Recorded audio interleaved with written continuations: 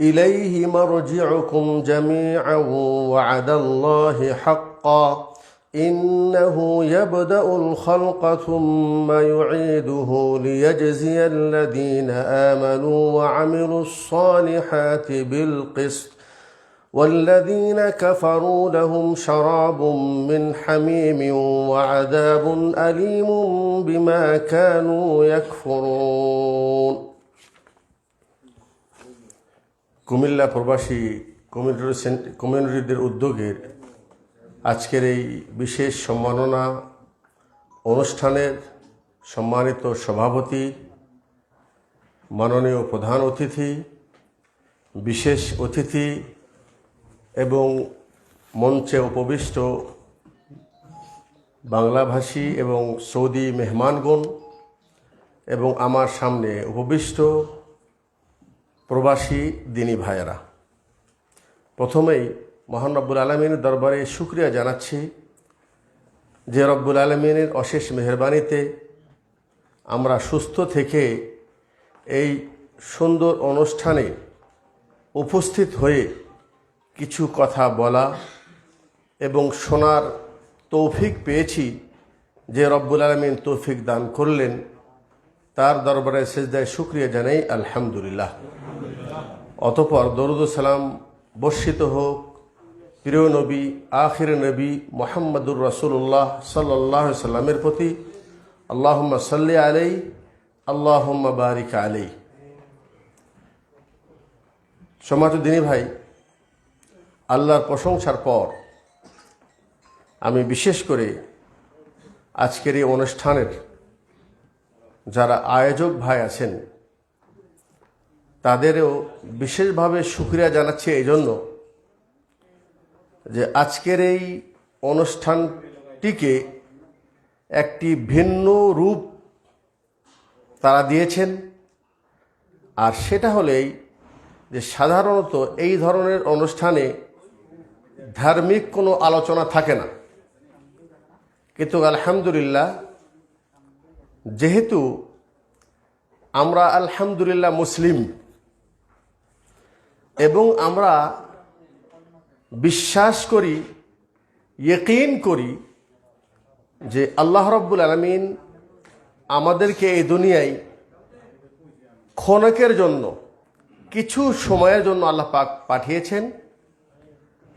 আর এই দুনিয়ার পরেই আরেকটি পরকালীন জীবন আছে, যেই জীবনটির কোনো শেষ নেই, অফুরান্ত জীবন। ওই জীবনের প্রস্তুতি গ্রহণ করার জন্যই মূলত আল্লাহ রাব্বুল আলামিন আমাদেরকে দুনিয়ায় প্রেরণ করেছেন। তো আমরা ধর্মকে বাদ দিয়ে দুনিয়ার কোনো কল্যাণ, দুনিয়ার কোনো সফলতা পাওয়ার আশা করাটা এটা ভুল। তো আলহামদুলিল্লাহ এই অনুষ্ঠানে ধার্মিক কিছু আলোচনা বলার যে বা করার চিন্তা রেখেছেন, সুযোগ করে দিয়েছেন, এজন্য আমি তাদের শুকরিয়া জানাচ্ছি। তার সাথে সাথে তাদের জন্য আল্লাহর কাছে দোয়া করছি, আল্লাহ পাক যেন তাদেরকে এর বিনিময় উত্তম বদলা দান করেন। সম্মানিত উপস্থিতি, আমি আপনাদের সামনে সূরা ইউনূসের 3 এবং 4 নম্বর আয়াত তেলাওয়াত করেছি। এই আয়াতের আলোকেই খুবই সংক্ষিপ্তভাবে আমাদের জীবনের কিছু গুরুত্বপূর্ণ দিক নির্দেশনা তুলে ধরার চেষ্টা করব ইনশাআল্লাহ। আল্লাহ রাব্বুল আলামিন ইরশাদ করেন, ইন্না রাব্বাকুমুল্লাহুল্লাযী খালাকাস সামাওয়াতি ওয়াল আরদ, নিশ্চয় তোমাদের রব প্রতিপালক তিনি, যিনি আসমান এবং জমিনকে সৃষ্টি করেছেন ফি সিত্তাতি আইয়ামিন, 6 দিনে, সুম্মা ইস্তাওয়া আলাল আরশ, অতঃপর তিনি আরশে আজিমের উপর সমন্বিত হয়েছেন। ইউদাব্বিরুল আমর, তিনি আরশে আজিম থেকে এই পৃথিবীর তদবির করেন, পরিচালনা করেন। মা মিন শাফিঈন, নেই কোনো সুপারিশকারী ইল্লা মিন বাদি ইযনি, তবে ওনার পক্ষ থেকে অনুমতি পাওয়ার পরেই কেউ কারোর জন্য সুপারিশ করতে পারবেন। যালিকুমুল্লাহু রাব্বুকুম, তিনিই তোমাদের রব, প্রতিপালক। ফা'বুদুহু, অতএব তোমরা তার ইবাদত করো। আফালা তাযাক্কারুন, তোমরা কি তোমাদের রবকে চেনো না, বোঝো না? ইলাইহি মারজিউকুম জামিআ, তোমাদের প্রত্যেককেই তোমাদের রবের দিকে ফিরে যেতে হবে। ওয়াদাল্লাহি হক, আল্লাহ যেটা আমাদের কাছে ওয়াদা করেছেন এই ওয়াদাটি চির সত্য ওয়াদা। ইন্নাহু ইয়াবদাউল খালক, তিনি আমাদেরকে প্রথম সৃষ্টি করেছিলেন। সুম্মা ইউঈদুহু, অতঃপর তিনি আবার আমাদেরকে কিয়ামতের দিন পুনরুজ্জীবিত করবেন। লিয়াজজিয়াল্লাযীনা আমানু, যেন তিনি প্রতিদান দেন আল্লাযীনা আমানু, যারা তার প্রতি ঈমান এনেছেন, ওয়া আমিলুস সালিহাত, এবং সৎ কর্ম করেছেন, বিল কিসতি, ইনসাফের সাথে। ওয়াল্লাযীনা কাফারু, আর যারা আল্লাহকে অস্বীকার করেছে, আল্লাহর সাথে কুফরি করেছে, লাহুম শারাবুম মিন হামিম, তার জন্য রয়েছে ফুটন্ত গরম পানি। ওয়া আযাবুন আলিম, এবং কষ্টদায়ক শাস্তি। বিমা কানু ইয়াকফুরুন, তাদের কৃত কর্ম কুফরির কারণে। এই আয়াতে রব্বুল আলামিন আমাদেরকে আমাদের যিনি রব, আমাদের যিনি স্রষ্টা, আমাদের যিনি প্রতিপালক, সেই প্রতিপালকের পরিচয় আল্লাহ তাআলা আমাদেরকে নিজেই শিখিয়ে দিয়েছেন। সম্মানিত দিনী ভাই, রবের পরিচয় প্রত্যেক মুসলমানদের জন্য জানা অপরিহার্য। দুঃখের বিষয়, আমরা আমাদের রবকে চিনি না, এবং আমাদের রবের প্রতি ইসলামের আলোকে ঈমান আনার যে সঠিক অর্থ এবং ব্যাখ্যা, সে সম্পর্কে অধিকাংশ মুসলমান অসচেতন। এজন্য আমরা প্রত্যেকেই মুখে মুসলিম বলে দাবি করি, আল্লাহকে রব বলে বিশ্বাস করি, কিন্তু বাস্তবে আমার কর্ম, আমার চিন্তা ভাবনা এই বাস্তবতা থেকে অনেক দূরে। আল্লাহ রাব্বুল আলামিন তিনি কে? খালাকাস সামাওয়াতি ওয়াল আরদ, তিনি এই জমিন এবং আসমানের স্রষ্টা, এবং তিনি এই পৃথিবীর মালিক, এবং এই পৃথিবীর সব কিছুর চাবি তার হাতে। বিয়াদিহিল মুলক, এই সারা পৃথিবীর রাজত্ব আল্লাহর হাতে। তো যেই রব এই পৃথিবী সৃষ্টি করেছেন, তিনি আমার স্রষ্টা, আমার প্রতিপালক, পৃথিবীর প্রতিপালক, এই পৃথিবীর মালিক তিনি, আর আমরা বসবাস করি তার এই পৃথিবীতে। তো আমরা কি আমাদের রবকে চিনেছি? বাস্তবে সেটা হলো এই, আমরা প্রত্যেকেই আলহামদুলিল্লাহ মুসলিম ঘরে জন্ম নিয়েছি, মুসলিম বলে নিজেকে আমরা চিনি, কিন্তু আমাদের চিন্তা চেতনাটা কিন্তু বাস্তবতা থেকে অনেক দূরে। আমরা প্রবাসে এসেছি, আমরা সকাল সন্ধ্যা আমাদের দুনিয়া গড়ার জন্য কিন্তু আমরা প্রচেষ্টা চালিয়ে যাচ্ছি, প্রত্যেকেই প্রচেষ্টা চালিয়ে যাচ্ছি। আর সেই প্রচেষ্টাটি চালানো অনেক সময় আমরা মনে করি যে আমার জীবনের শান্তির চাবি আমি নিজেই গড়ে নিব, আমার জীবনের সুখ শান্তি আমি নিজেই করে নিব। কিন্তু মনে রাখবেন, যিনি এই পৃথিবীর মালিক, তিনাকে অসন্তুষ্ট করে, তিনাকে নারাজ করে আমি আমার জীবনের কখনোই সফলতা নিয়ে আসতে পারবো না। সফলতা মানে দুনিয়ার কিছু হয়তো বা নেয়ামত বেশি পাওয়া, এটা নয়। কোরআনের ভাষায় সফলতা হলো এই, ফামান যুহজিহা আনিন নার ওয়া উদখিলাল জান্নাতা ফাকাদ ফাস। আল্লাহ যদি তোমাকে জাহান্নাম থেকে মুক্তি দিয়ে জান্নাতে প্রবেশ করিয়ে দেয়, তাহলেই মূলত তুমি সফলকামী। অতএব হে দিনী ভাই, আমরা যেখানে যে অবস্থায় থাকি না কেন, আমাদের বিশ্বাস যিনি এই পৃথিবীর মালিক, যিনি আমার স্রষ্টা, যিনি আমার হায়াত মৌতের মালিক, মনে রাখবেন ওনাকে অসন্তুষ্ট করে আমি দুনিয়ার কোনো শান্তি পেতে পারি না। অতএব তার নির্দেশনা অনুযায়ী আমরা তার শরীয়তের মধ্যে থেকেই হালাল হারামের জ্ঞান রেখে, সত্য মিথ্যার জ্ঞান রেখে সঠিক যেটা সেটা গ্রহণ করার মাধ্যমেই ইনশাআল্লাহ আমার দুনিয়াবি কামিয়াব হবে, আখিরাতের জীবনও কামিয়াব হবে। একজন মুসলিম তার রবের প্রতি ঈমান আনার তিনটা অর্থ আছে। আল্লাহকে একক বলে বিশ্বাস করার ক্ষেত্রে তিনটা বিষয় আল্লাহকে একক বলে মানতে হবে। একটা হলেই তাওহীদুর রুবুবিয়্যাহ, এই পৃথিবীর স্রষ্টা আল্লাহ এবং পরিচালক আল্লাহ। এই বিষয়ে আল্লাহকে একক বলে বিশ্বাস করার নাম হলো তাওহীদুর রুবুবিয়্যাহ। কোনো মুসলমান যদি আল্লাহকে রব বলে মানার ক্ষেত্রে, রব মানে তিনি পরিচালক, তিনি পৃথিবীর মালিক, তিনি যা ইচ্ছা তাই করেন, তার হাতে সব কিছু আছে, আমার যা কিছু চাওয়া তার কাছে চাবো, তিনিই শুধু দিতে পারেন, এই বিশ্বাস এবং ইয়াকিন যদি মুসলমানের মধ্যে থাকে তাহলে তাওহীদের একটা অংশ আমার মধ্যে থাকলো, তাওহীদ রুবুবিয়্যাহ। এই তাওহীদ রুবুবিয়্যাহ, আল্লাহকে একক বলে বিশ্বাস করা, আল্লাহ তিনি স্রষ্টা, তিনি পরিচালক, এই বিশ্বাস কিন্তু মুশরিকিন রাসূল সাল্লাল্লাহু যুগে মক্কার মুশরিকরাও বিশ্বাস করত।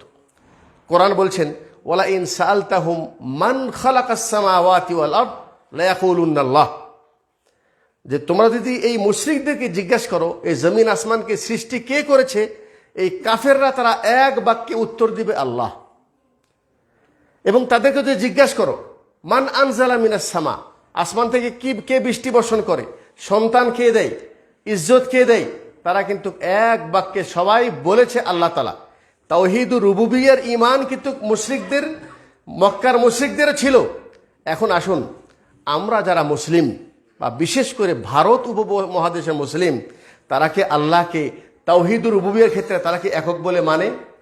আমাদের দেশে অসংখ্য মাজার রয়েছে, অসংখ্য খানকা রয়েছে, সেখানে মানুষরা কেন যায়? সেখানে যায় তারা দুনিয়ার কিছু চাওয়া পাওয়ার জন্য। কারো সন্তান হচ্ছে না, সেখানে যাচ্ছে সন্তান পাওয়ার জন্য। কারো বৃষ্টির প্রয়োজন, ওখানে যা মান্যত করতেছে।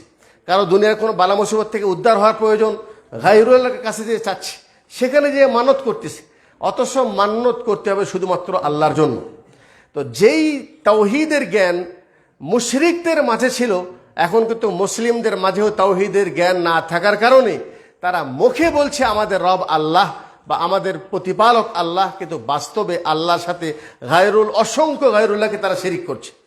এটা একটা আল্লাহকে একক বলে মানার অর্থ। নাম্বার 2, তাওহীদুল উলুহিয়া। উলুহিয়া মানে হলেই আল্লাহ যেহেতু তিনি স্রষ্টা, তিনি আমাদের রব, তিনি আমাদের পরিচালক, তিনি আমার সব কিছু সুখ দুঃখের মালিক। অতএব একজন মুসলিম তার যাবতীয় ইবাদত শুধুমাত্র ওই আল্লাহর জন্য ন্যস্ত করতে হবে। যেই কথাটি আমরা প্রত্যেক দিন সূরা ফাতিহায় আমরা ইকরার করি, বলি ইয়্যাকা না'বুদু ওয়া ইয়্যাকা নাস্তাঈন, আয় আল্লাহ আমরা শুধু তোমারই ইবাদত করি, আয় আল্লাহ আমরা যা কিছু চাওয়া শুধু তোমার কাছেই চাই। এই যে তাওহীদুল উলুহিয়া, এই তাওহীদের মধ্যে মক্কার মুশরিকদের শিরিক ছিল। তারা তাওহীদুর রুবুবিয়্যাহ মানত, আল্লাহকে রব বলে বিশ্বাস করত, কিন্তু তারা যখন কোনো বিপদে পড়তো অথবা কিছু চাওয়ার প্রয়োজন পড়তো তখন গায়রুল্লাহর কাছে যেত। মক্কার ভিতরে 360টি মূর্তি ছিল, তারা বানিয়েছিল। এই মূর্তির কাছে কেন যেত? দুনিয়ার কোনো কল্যাণ পাওয়ার জন্য, চাওয়ার জন্য। এখন দেখেন আজকাল অধিকাংশ মুসলমান তারা তাওহীদুর রুবুবিয়্যাতেও শিরিক করে এবং তাওহীদুল উলুহিয়াতেও শিরিক করে। অর্থাৎ গায়রুল্লাহর নামে কসম খাচ্ছে, গায়রুল্লাহর নামে মান্যত করতেছে, গায়রুল্লাহর কাছে দোয়া করতেছে, গায়রুল্লাহর কাছে কিছু চাচ্ছে। সেই গায়রুল্লাহ যে কেউ হোক না কেন, এমনকি নবী মুহাম্মদুর রাসূলুল্লাহ সাল্লাল্লাহু আলাইহি ওয়াসাল্লাম তার কাছ থেকেও কিছু চাওয়া, এটা কিন্তু শিরিক।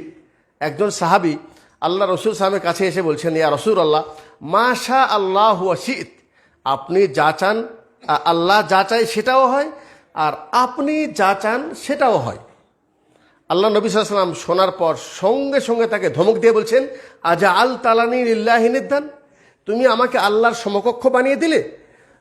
তুমি শুধু এতটুকু বললো মাশা আল্লাহ ওয়াহদা, আল্লাহ যেটা চায় শুধু সেটাই হয়। আল্লাহ নবী সাল্লাল্লাহু আলাইহি ওয়াসাল্লাম তিনি কি চাচ্ছিলেন যে উহুদের মাঠে কোনো দান্দান মুবারক ক্ষতিগ্রস্ত হোক?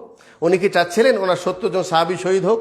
উনি কি চাচ্ছিলেন ওনার প্রিয় চাচা হামজা বিন আব্দুল মুত্তালিব ওনাকে শহীদ করে ওনার এই অঙ্গগুলি কর্তন করা হোক? এটা উনি চাচ্ছিলেন? জি, ওনার সব কিছু চাওয়া হয় না। উনি চাচ্ছিলেন ওনার চাচা আব্দুল মুত্তালিব কালেমা পড়ুক, কিন্তু পড়েছে না। আল্লাহ তাআলা বলছেন ইন্নাকা লা তাহদি মান আহবাবত, আপনি যা চান সেটা হবে না, আল্লাহ যা চাই সেটা হবে। তাহলে এই সামান্য একটু কথার ভিতরে আল্লাহর সাথে শিরিক, আল্লাহর সমকক্ষ বানিয়ে দেওয়া, এটা হলো আল্লাহর সাথে শিরিক করা। অথচ আমরা এখন বর্তমানে আল্লাহকেও বিশ্বাস করি, তার সাথে সাথে হিন্দুদের মতো অসংখ্য মাবুদ আমরা বানিয়ে নিয়েছি। মুসলমানেরা কি মনে করতেছে, একটা নদীতে যে গোসল করতেছে, কোথাও বিলে যে গোসল করতেছে, মনে করছে ওই পানিতে গোসল করলে রোগ ভালো হয়ে যাবে। এক একজন দিনের এক একটা ব্যাখ্যা নিয়ে আসতেছে, আর এই সবগুলি ব্যাখ্যা তারা মনে করতে স্বপ্নের মাধ্যমে পেয়েছে।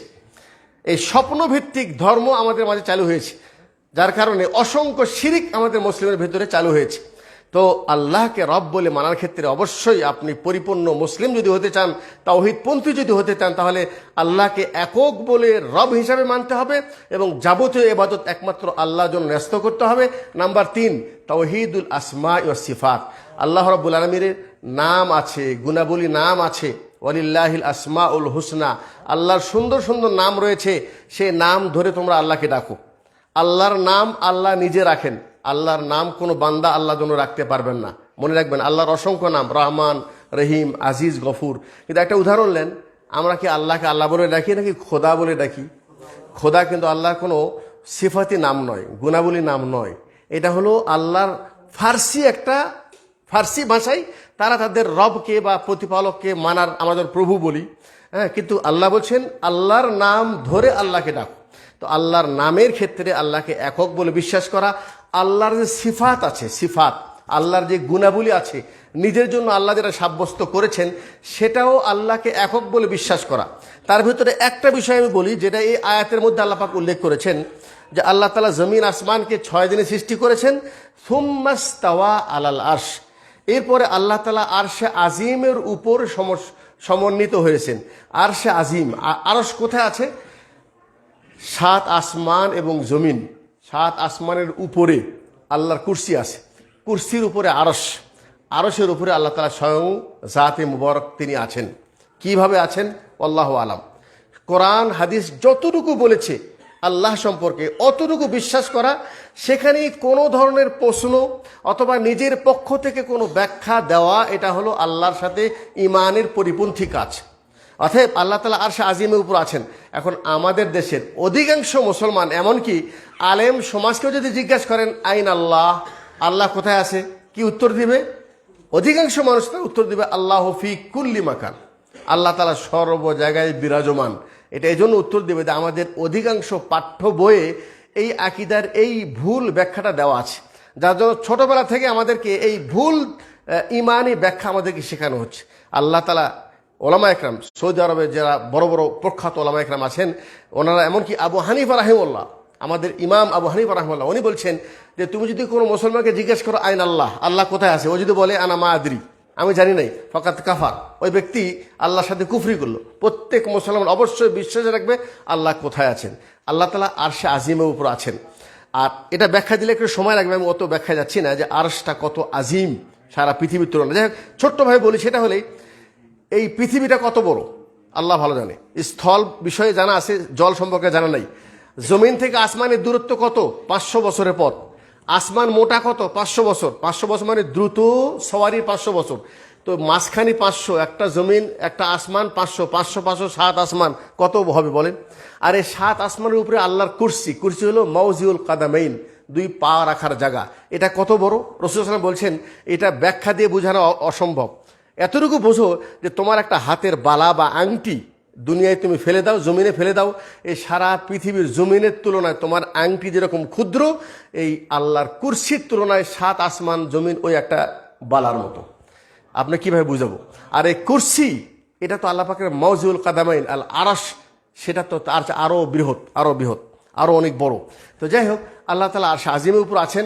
তো আল্লাহ সম্পর্কে ধারণা রাখা 2টা ব্যাখ্যা আছে আমাদের, ভুল ব্যাখ্যা সব জায়গায় আছে, অথবা মকসুদুল মুমিনের ভিতরে আছে, ফি কালবি মুমিন, মুমিনের অন্তরে আল্লাহ আছে। এই আকিদা কিন্তু ছোটখাটো আকিদা না, এটা সরাসরি কোরআন পরিপন্থী আকিদা এবং কুফরি আকিদা, শিরকি আকিদা। এই জন্য মুসলিমদের ভিতরে আসলে ধার্মিক আলোচনা, সঠিক ব্যাখ্যা উপস্থাপন করাটা খুবই জরুরি। আমাদের মাননীয় চেয়ারম্যান সাহেবের সাথে একটু আমার আগে কথা হচ্ছিল যে আসলে আমাদের দেশে দুটো সমস্যা। একটা হলেই আমরা ধর্মটাকে শুধু মসজিদের ভিতরে সীমাবদ্ধ করে দিয়েছি, আর কিছু মানুষ তারা ধর্ম নিয়ে লেখাপড়া করবে তাদেরকে খাস করে দিয়েছি, আর অধিকাংশ মানুষ তারা মনে করে যে আমাদের ধর্ম নিয়ে কোনো ব্যথা নেই, আমার কোনো প্রয়োজন পড়লো আকিকার প্রয়োজন, জানাজার প্রয়োজন, একটা হুজুর কিনে এসে জানাজা পড়ে দিলাম, আকিকা পড়ে দিলাম। জি না, ধর্মের বিষয়ে তালাবুল ইলমি ফারিজাতুন আলা কুল্লি মুসলিম, প্রত্যেক মুসলমানের উপর ধর্মের প্রাথমিক জ্ঞান তাদের শিক্ষা করা ওয়াজিব। আপনারা জানেন সৌদি আরবে প্রত্যেক, এখানে কোনো মাদ্রাসা নেই, স্কুল নেই, সবগুলি স্কুল আবার সবগুলি মাদ্রাসা, এবং সবগুলি মাদ্রাসা কিন্তু একই সিলেবাস। ইঞ্জিনিয়ার হলে যেটা সিলেবাস, ডাক্তার হলে একই সিলেবাস, কমপক্ষে কলেজ পর্যন্ত সিলেবাস একই সিলেবাস। কলেজের পরে যে আপনি ডাক্তার হন, ইঞ্জিনিয়ার হন, তো এখানে ডাক্তারও হাফেজ হচ্ছে, কোরআনে হাফেজ হচ্ছে, হাদিসে হাফেজ হচ্ছে, তাওহীদ সম্পর্কে পরিপূর্ণ জ্ঞান। এই জন্য আলহামদুলিল্লাহ সৌদি আরবে না কোনো পীর আছে, না কোনো মাজার আছে, আর না কোনো এখানে গায়রুল্লাহর বিন্দু পরিমাণ কোনো এখানে গন্ধ আছে। শবে বরাত কোন দিন আসে এটা আমরা কি বুঝতে পারি সৌদি আরবে বসে? অথচ বাংলাদেশে দেখেন সরকারিভাবে ছুটি হচ্ছে, এবং বাংলাদেশে সেটাকে একেবারে ইসলামের একটা বড়, মানে রমজানের লাইলাতুল কদর, রমজানকে যত বেশি উৎসাহমূলক পরিবেশ করা হয় না তার চেয়ে বেশি কদর, অথচ কিরাম শবে বরাত, অথচ এটা একেবারে কোরআনের একদম পরিপন্থী জিনিস। শবে বরাত বলতে কোনো জিনিসই নেই, শবে বরাত নামটাও তো ফার্সি নাম, এটা তো আরবি নাম নয়। যাই হোক, তার মানে হলেই অনেক ভুল ব্যাখ্যা আমাদের মাঝে আছে। দুটা কারণ, একটা হলেই ধর্ম শিক্ষাটা আমরা কিছু মানুষের জন্য খাস করে দিয়েছি, সবাই শিখি না। আর একটা আমার জন্য দুঃখজনক ব্যাপার, সেটা হলেই এই ধর্ম নিয়ে যারা আমাদেরকে শিক্ষা দেবেন তারা অধিকাংশ মানুষ তারা নিজেই ধর্ম বোঝে না, সঠিক ধর্ম না থাকার কারণে তারা যেটা আমাদের শিক্ষা দিচ্ছে সেটাও ভুল শিক্ষা। মনে রাখবেন আল্লাহ নবী সাল্লাল্লাহু আলাইহি ওয়াসাল্লাম তিনি আমাদেরকে বলে দিয়েছেন আজ থেকে 1450 বছর পূর্বে, ইন্নাল ঈমান ইয়াজিরু ইলাল মদিনাতি কামা তাজরুল হাইয়াতু ইলা জোহরিহা। এই হাদিসটা যদি আপনি আল্লাহ রসুলের কবরে সালাম দিতে যান, তখন কয়েকটা দরজা আছে, ওই দরজার সামনে দেখবেন স্বর্ণ অক্ষরে লেখা আছে, সেখানে স্বর্ণ কালার দিয়ে লেখা আছে এই হাদিসটা, যে আল্লাহ রসুল বলছেন ইমান মদিনার দিকে ঠিক সেইভাবে ফিরে আসবে যেমন নাকি সাপ গর্তের দিকে ফিরে আসে। তো আলহামদুলিল্লাহ এখানে তাওহীদ আছে, এখানে সুন্নত আছে, শিরিক নাই, বেদাত নাই, যার জন্য আলহামদুলিল্লাহ দেশের ভিতরে একটা আমন শান্তি, এবং এখানে প্রত্যেকের ভিতরে একটা ধর্মের অনুভূতি আছে, যার কারণে এখানে মানুষের ভিতরে একটা আলাদা চেতনা আসে আলহামদুলিল্লাহ। তো এই জন্য এই আয়াতের ভিতরে আল্লাহ পাক আমাদের রবের পরিচয় দিয়েছেন, এবং রবের পরিচয়ের ক্ষেত্রে আর একটি গুরুত্বপূর্ণ বিষয় এখানে আল্লাহ পাক বলছেন ইউদাব্বিরুল আমর। মনে রাখবেন এই পৃথিবী পরিচালনা আল্লাহর হাতে। পরিচালনা কার হাতে? আল্লাহর হাতে। আমার জীবনের মালিক কে? আল্লাহ তাআলা। আমার সুখ দুঃখের মালিক কে? আল্লাহ তাআলা। সাময়িক আপনি মনে করছেন যে না আমি সব কিছু, না, ভুল ব্যাখ্যা। আপনি দেখেন এই পৃথিবীর বড় বড় ব্যক্তি তারা দুনিয়া থেকে চলে গেছে একেবারে খালি হাতে, তারা কিন্তু চাচ্ছিল জীবিত থাক, কিন্তু তারা থাকতে পারেনি। মনে রাখবেন আমরা আমাদের দুনিয়ার সুখ শান্তি যদি চাই, যিনি এই পৃথিবীর মালিক তার দিকে ফিরে আসতে হবে, অন্যথায় পাওয়া সম্ভব নয়। আর একটি গুরুত্বপূর্ণ কথা আল্লাহ পাক এই আয়াতে বলছেন মা মিন শাফিঈন। এটা একটা মানে আকীদার সাবজেক্ট। আল্লাহর সামনে কেউ সুপারিশ করার মতো কারো ক্ষমতা নেই। আমরা কি করেছি, আমাদের বংশের যদি একটা হাফেজ হয় মনে করে 14 জনকে সুপারিশ করে নিয়ে যাবে, এত সহজ? আপনার আকীদা নেই, নামাজ নেই, কালাম নেই, এলাকায় কোনো একটা হুজুর ধরেছে, একটা পীর ধরেছে, ওই পীর এখন এলাকার সবাইকে সুপারিশ করে নিয়ে যাবে। মা মিন শাফিঈন ইল্লা মিন বাদি ইজনি। কিয়ামতের দিন আল্লাহর সামনে নবীগণ সুপারিশ করলেও আল্লাহর অনুমতি লাগবে।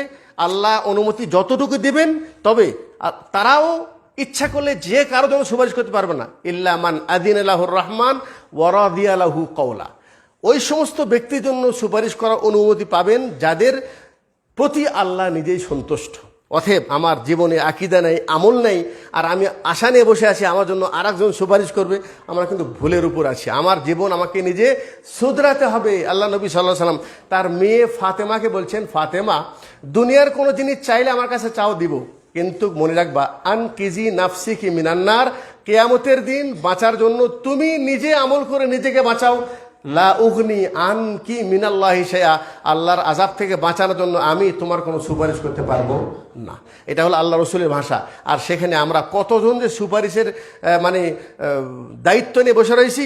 মানুষ মারা যাওয়ার পর দাফনে লেখা দেয় যে এটা অমুক পীরের মুরিদ, যেন ফেরেশতারা এসে দেখাই, মানে আর প্রশ্ন যেন না করে যে কত বড় পীরের মুরিদ। এই ধরনের একটা ভুল আকীদা তাদের মধ্যে আছে। আল্লাহ পাক বলছেন, আগে বলছেন যালিকুমুল্লাহু রাব্বুকুম, যে রবের ব্যাখ্যা পালা তিনিই তোমাদের রব, ফাবুদু, অতএব সেই আল্লাহর শুধু ইবাদত করো, ইবাদতের ক্ষেত্রে আল্লাহ ছাড়া অন্য কারোর সাথে শরীক করো না। এরপরে বলছেন ভাই ইলাইহি মারজিউকুম জামিয়া, আমাদের প্রত্যেকে আল্লাহর দিকে ফিরে যেতে হবে, চিরস্থায়ী কেউ না। দুনিয়ার জীবনটা একেবারে সংক্ষিপ্ত জীবন। আল্লাহ পাক আমাদেরকে কোরআনের ভাষায় বলছেন ইন্নামা মাসালুল হায়াতিদ দুনিয়া, সূরা ইউনুস 14 নম্বর আয়াত। আল্লাহ বলছেন দুনিয়ার জীবনটা উদাহরণ কেমন জানেন? বৃষ্টি হওয়ার পর বৃষ্টির পানি মাটির সাথে মিশে সেখান থেকে গাছ তৈরি হয়, ফসল উৎপাদিত হয়। আর এই ফসলটা যখন পেকে যায়, হাত্তা ইজা আতাহা জুখরুফাহা, যখন এই ফসলটা পেকে যায়, একেবারে প্রস্তুত হয়ে যায়, আল্লাহ বলছেন আতাহা আমরুনা লাইলান আও নাহারান ফাজআলনাহা হাসিদান কাআল্লাম তাগনা বিল আমস। ওই ব্যক্তি মনে করেছে আন্নাহুম কাদিরুনা আলাইহা, ফসল পেকে গেছে, কালকেই কেটে নেব। আল্লাহ বলছেন আমি রাত্রে তাকে আযাব দিয়ে তার এই পাকা ফসলটাকে এমন নিশ্চিহ্ন করে দেয় যেমন গতকালকে তার কোনো ফসলই ছিল না। আমাদের এই সুন্দর সাজানো জীবন, মনে করেছি প্রবাস থেকে যেই 5 তলা বিল্ডিং করেছি রেডি, ওখানে জাস্ট থাকবো, অথবা দোকান করেছি, বাকি জীবনটা আরামে থাকবো। আমার জানা মতে আমাদের বহু ভাই আছে প্রবাস থেকে এসে যাওয়ার পর দেখতেছি শরীরে ক্যান্সার, যা কিছু উপার্জন করেছিল সব টাকা এখন ডাক্তারের কাছে দিয়ে শেষ। এরকম বহু মানুষ আছেন তার সাজানো সংসারে সেখান থেকে কোনো লাভ উপকার গ্রহণ করা তার জন্য নসিবও হয় নাই। ঠিক আছে ভাই, ইলাইহি মারজিউকুম জামিয়া, আপনার মৃত্যুর পর আপনার সাথে দুনিয়ার কিছু যাবে না, যাবে শুধু আমালুহু, তোমার আমল। কবর দেওয়ার পর সন্তানও ফিরে আসবে, মাল ফিরে আসবে, যাবে শুধু আমার সাথে আমার আমল। অতএব হে মুসলিম ভাই, আমরা কখনোই যেন এই জিনিসটা ভুলে না যাই যে এই দুনিয়ায় আমি চিরস্থায়ী থাকবো। দুনিয়ার জীবন, রাসূল বলছেন তুমি যদি বুঝতে চাও দুনিয়ার জীবন, তাহলে শোনো, সমুদ্রে যেয়ে তোমার হাতের আঙ্গুলটা ডুবাও, ডুবানোর পর তুলে দেখো কতটুকু পানি হাতের আঙ্গুলের সাথে আসলো।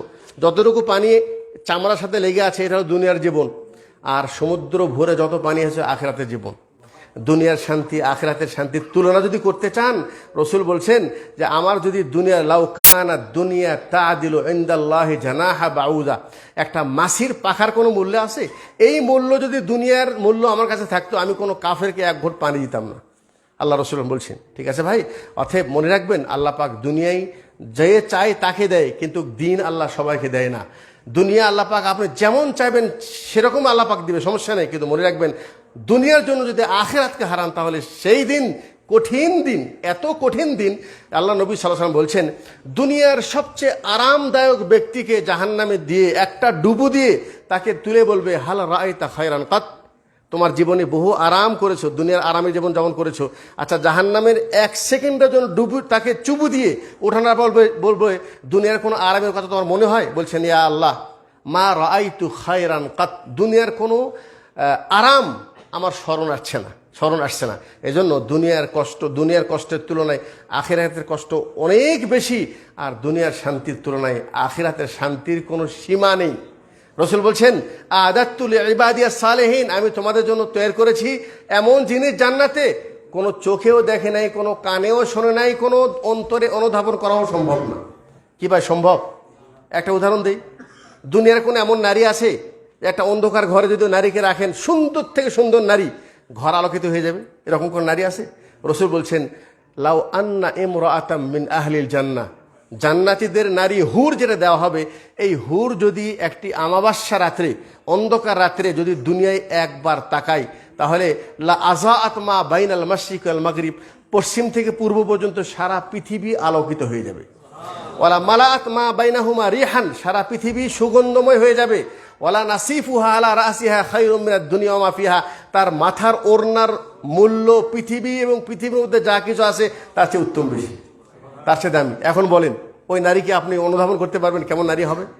জি ভাই, এই জন্য দুনিয়ার শান্তি আখিরাতের চাইতে যেন প্রাধান্য না দেওয়া হয়। আল্লাহ পাক বলছেন এই দুনিয়ার জীবনে যদি আমি সৎ আমল করি, আল্লাহর প্রতি ঈমান নিয়ে আসি, সৎ আমল করি, বিনিময় জান্নাত, বিনিময় জান্নাত, ওয়াল্লাযীনা কাফারু লাহুম শারাবুম মিন হামিম, আর যারা আল্লাহর সাথে কুফরি করবে, নাফরমানি করবে, আল্লাহ পাক তাদের জন্য জাহান্নামে কঠিন শাস্তি তৈরি করে রেখেছে।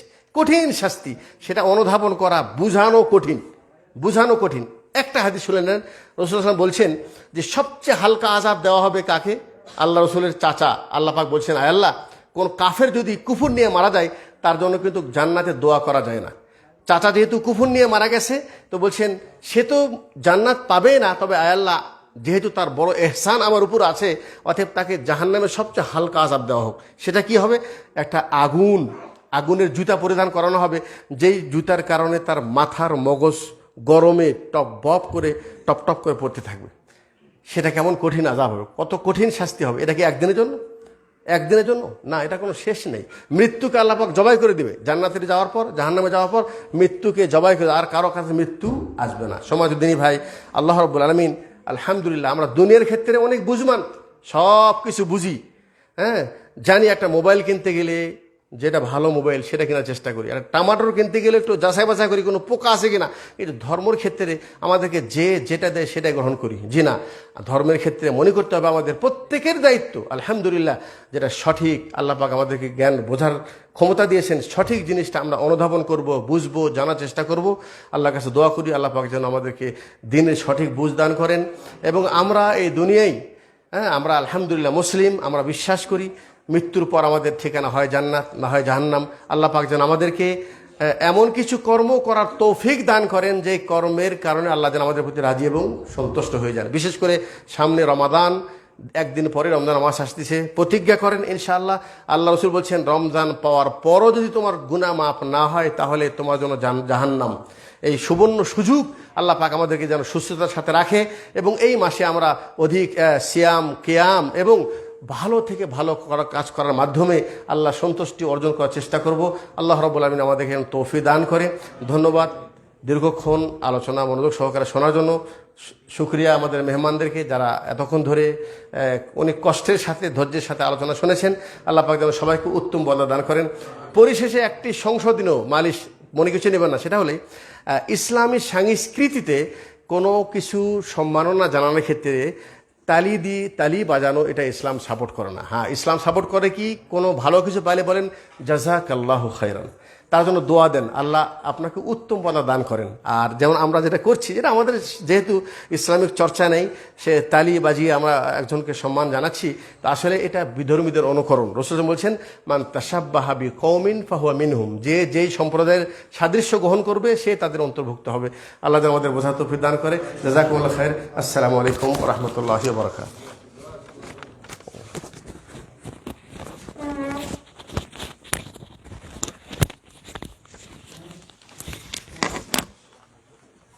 জাযাকাল্লাহ।